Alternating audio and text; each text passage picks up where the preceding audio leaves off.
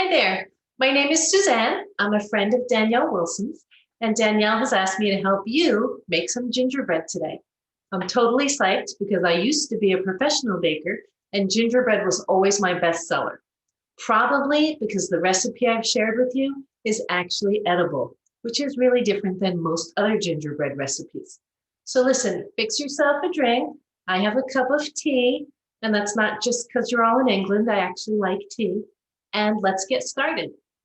I'm going to put my drink down. You should have all the ingredients already, and you will have noticed that I'm using molasses, but you will be using Lyle's black treacle. It's the closest thing you can find. You could probably find molasses at a health food store, but you don't need it. Lyle's black treacle is close enough. So the first thing we're going to do is measure out our dry ingredients and put them separately in a bowl. Let's start with flour. I like to weigh my ingredients because it's more accurate. And shockingly, I'm an American who uses grams for things. So yeah, there's that. So our recipe calls for 780 grams of flour. Now, if you're weighing it out, that's perfect. If you're not weighing it out, you'll need 5 cups. And in order to get your measurements as accurate as possible, there is a scoop and level measuring trick that I want to show you. So let me move this out of the way and put my flour in here.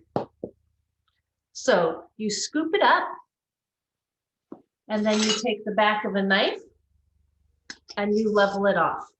That will give you the most accurate recordings if you're not weighing your ingredients. So let's just put this back. Here we go. I've put my bowl on and I've hit tare to get it to 0, and we're going to do 780 grams. All right. Since I'm doing it by weight, I don't have to level it out. All right.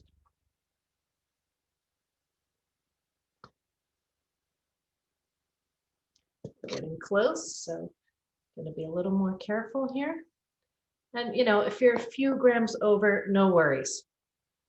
If you're at 5 cups, no worries. You may want to adjust later, and we'll discuss that when we get to the very end of what it should feel like. Oops, I went quite a bit over.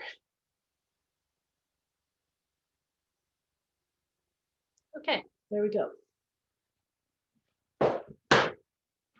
Next, we need a half a teaspoon of baking soda, and that's going right in with the flour. Doesn't matter what brand you use. Half a teaspoon, sprinkle that in. Then we're going to do a tablespoon of ginger. It might surprise you that this recipe actually has more cinnamon in it than ginger, but ginger is so strong, you'll definitely know that you're eating gingerbread. And I'm not super careful on measuring this, as long as I roughly get a tablespoon. All right, sprinkle that in. Then we need 4 teaspoons of cinnamon. And since a tablespoon is equal to 3 teaspoons, we'll do 1 tablespoon and 1 teaspoon of cinnamon. I'm super not careful here, but you'll get the idea. You can be a lot more careful than I am.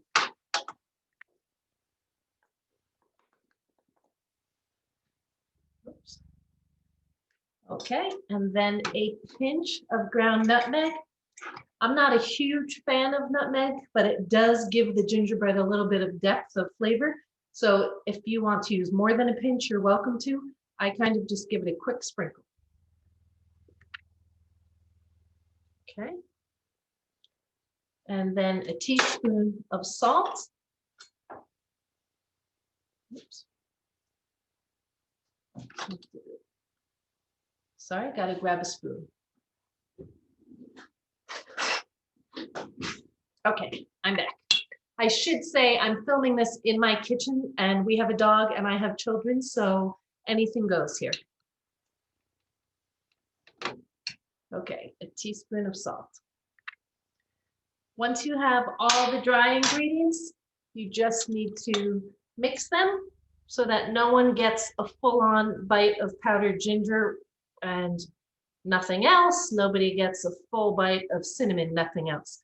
So just mix that until it's evenly mixed. And we're going to set this aside. All right, I'll put that aside for now. And we're ready to start with our wet ingredients. I am using a KitchenAid stand mixer, mostly because I usually do my ingredients on like super sizes, but you don't need to do this. You certainly can just mix by hand, or you can use a hand mixer. If you are using one of these, I just have to warn you, at some point the dough gets thick enough that unless you have a really strong engine, you will burn it out. So if your hand mixer starts struggling, and especially if you see smoke, stop what you're doing and switch to mixing by hand. Just a little free safety tip for you there. Okay, so here's my bowl. You move my tea out of the way, have a sip for strength.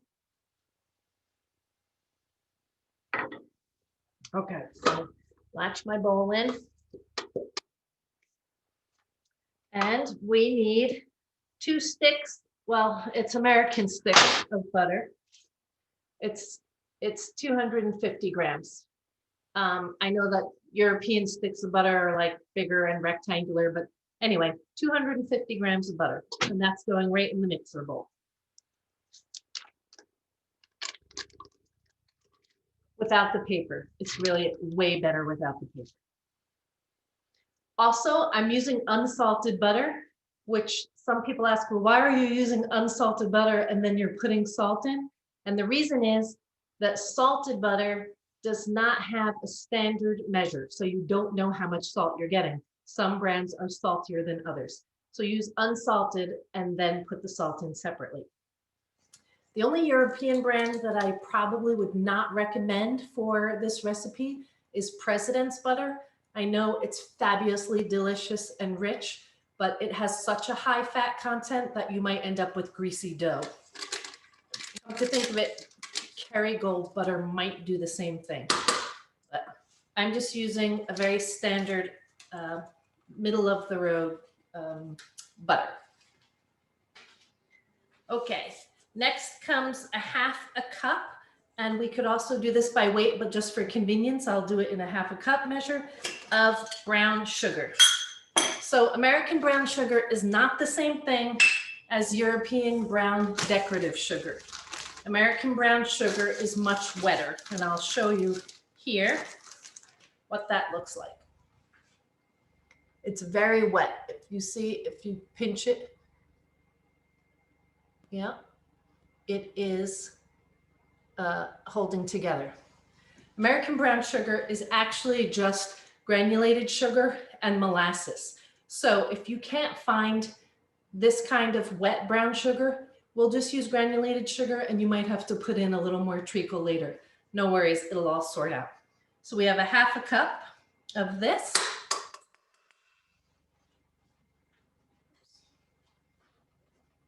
A half a cup of white granulated sugar. And mine has a little bit of lumps in it. We'll just smooth that out.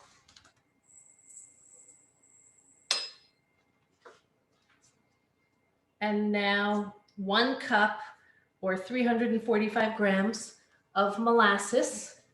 And in your case, of Lyle's black treacle. So that's what the American one looks like, Grandma's. Unsulfured. The difference between unsulfured molasses and sulfured molasses is that unsulfured molasses is made from sugarcane that's allowed to ripen on its own. Sulfured molasses is made from sugarcane that was too young. It wasn't ripe enough. So they do a process where they sort of expose it to sulfur dioxide to make it ripen. Yeah, that just doesn't sound right, like sulfur dioxide in your recipe. So if you're gonna buy molasses, buy unsulfured. There's also a third kind called blackstrap. It's, yeah, whatever. You don't need to use that either. Okay, so we need a cup of this and it's going in the wet ingredients.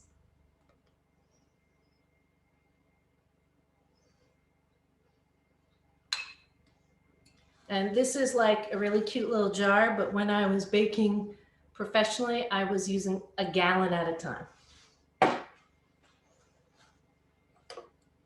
All right, put that in. Now this dough is going to be pretty stiff, so I'm going to use the paddle attachment for it, not the mixer part, and I'll show you in one sec what that looks like. Here's my paddle attachment. Let's put this up. Sorry, I'm trying to do everything backwards here so you can see it, and we're just going to mix that together.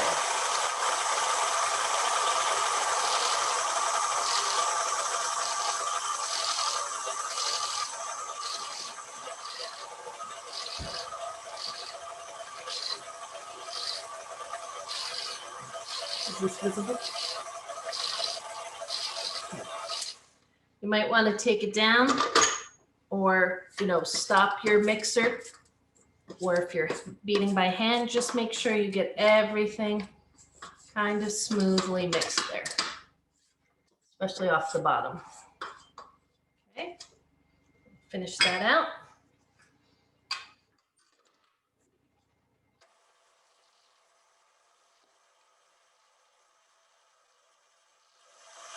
It might be a good time to have a cup of your tea while you're waiting.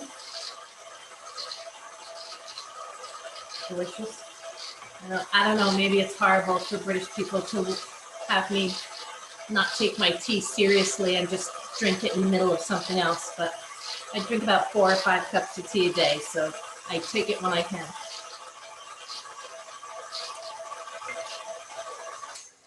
Okay, next we're gonna add the egg. And I have to tell you, no matter how good a baker you are, you really should always break your eggs separately into a different bowl first. No matter how many times I have done this, inevitably, the more of a rush I'm in, the higher the likelihood that I end up with eggshell in my mix. So break your egg in a separate bowl.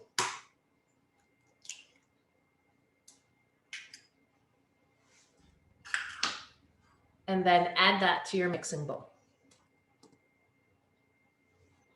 And stir that up.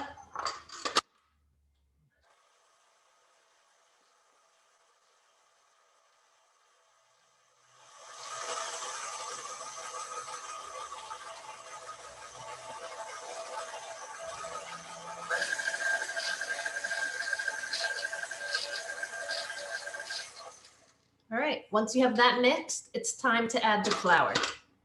And this is where, if you're using a hand mixer, you have to be careful not to blow the engine on your mixer.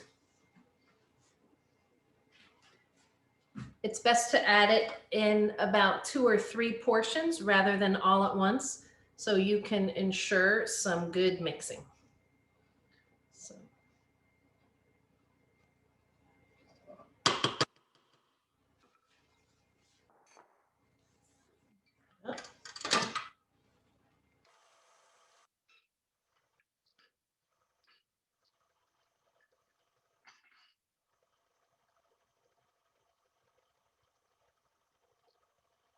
You can add as it mixes, but I find that tends to make a really big flour cloud in the kitchen, so I pause.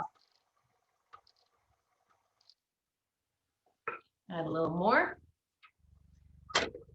And as you can see, the dough is still quite wet. It's very sticky.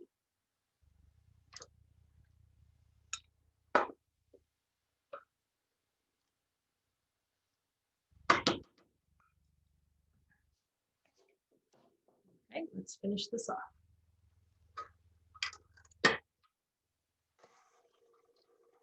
See what I mean about the flour cloud? that's why it's okay if you over measure by a few grams. You're probably going to leave them all over the kitchen. You want to mix here until the dough starts to come together. It will start clumping when it's really mixed well.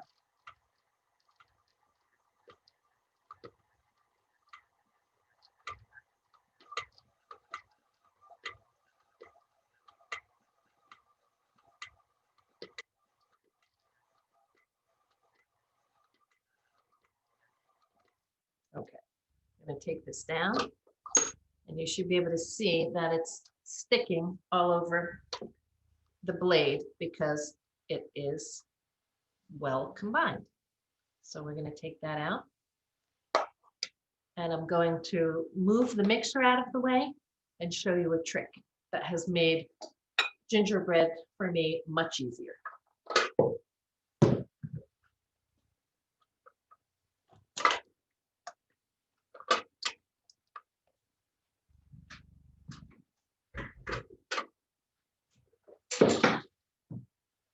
Okay, so traditionally, what recipes normally have you do with all kinds of dough that you're going to be rolling out is to take the dough and put it separately in and let it sit in the fridge until it gets firm, and then bring it back out and bring it to room temperature and try to roll it out and then cut your shapes. I have found that that's a total headache, and you have to have pretty good muscles for that.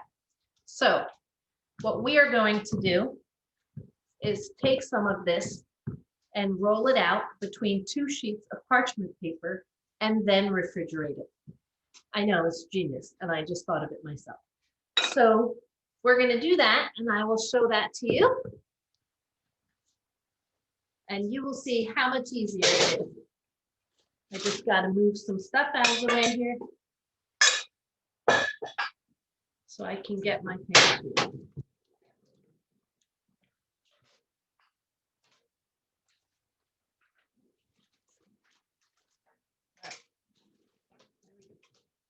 So here is my baking sheet, and here is 1 piece of parchment paper, more or less the size of the sheet. I could put it on this end a little bit.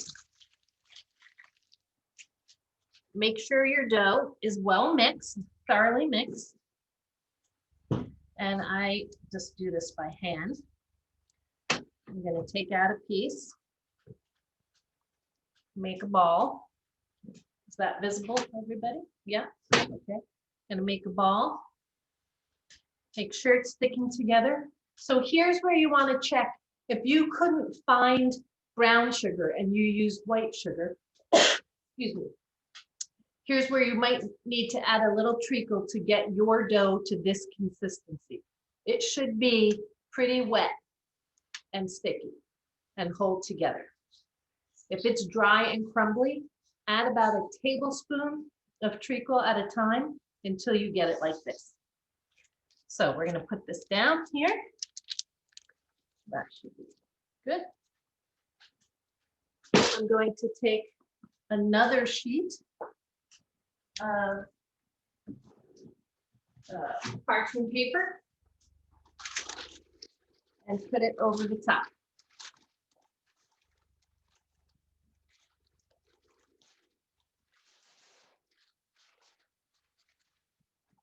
Right?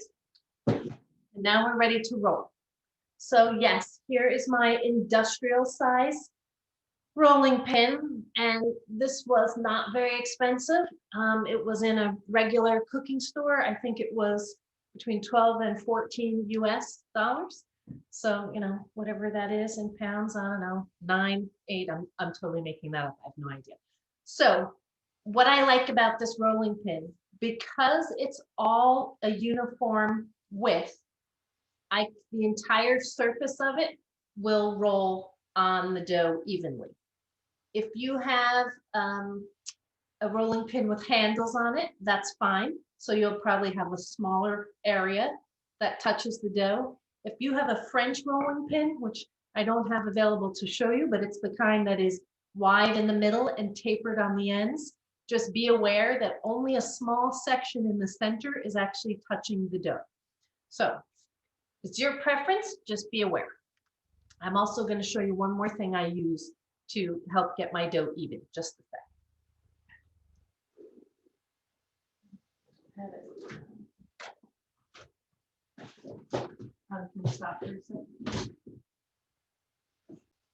Okay, sorry, back. That took me a minute to find these. These are literally 2 pieces of scrap wood from a project that we did. And they are about 1/4 of an inch thick. I love using these when I have huge amounts of dough to roll out because it helps me get my dough a nice even depth. So I am going to put them on here. Can you see this? All right, I'll put them on here between the 2 pieces of parchment paper. And then I'm going to roll my dough. When I need to go the other direction, I just move the sticks.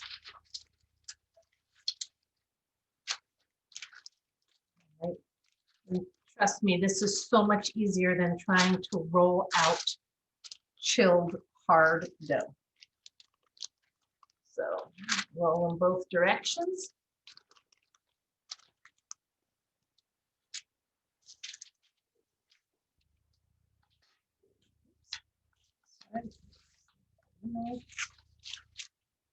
And actually, you don't even need to roll. I can pull out my cookie sheet from here because the edges of the cookie sheet are stopping the rolling pin. So do this right on the counter. I just like using the cookie sheet as a guide for the size that I'm rolling out. All right. And we're good.